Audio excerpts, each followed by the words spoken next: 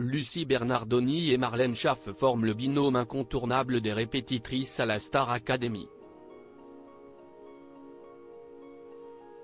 À l'occasion d'une interview accordée à Télé Loisirs, elles se sont confiées sur leur relation. Un tandem à l'unisson.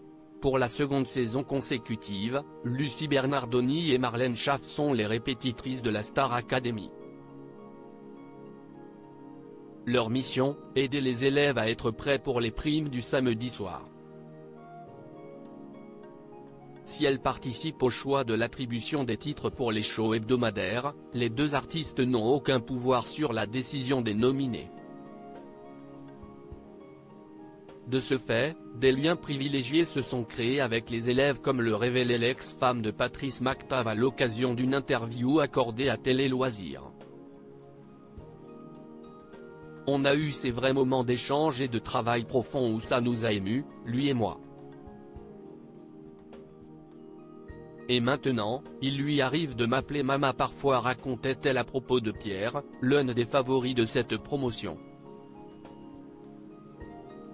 On est connectés et complémentaires. Lucie Bernardoni est devenue amie avec Marlène Schaff grâce à la Star Academy, inséparable lors des quotidiennes et des primes. Les deux acolytes ont également noué une belle complicité.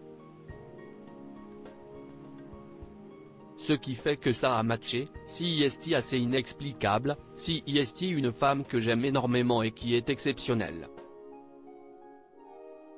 Un binôme ne peut pas toujours marcher, mais ça fait 2 saisons qu'on est connectés et complémentaires, explique Lucie Bernardoni en précisant qu'elle considère Marlène Schaff comme une sœur.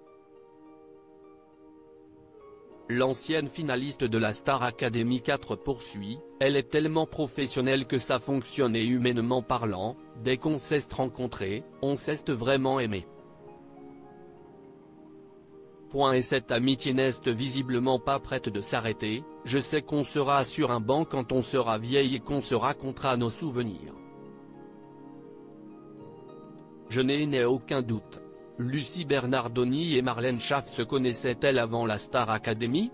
En plus d'avoir été candidate d'un célèbre télécrochet, Lucie Bernardoni et Marlène Schaff, qui avaient tenté sa chance à The Voice en 2013, ont d'autres similitudes dans leur parcours. Elles ont suivi une formation dans la même école de chant à quelques années d'intervalle, ce qui leur a permis d'avoir un réseau en commun.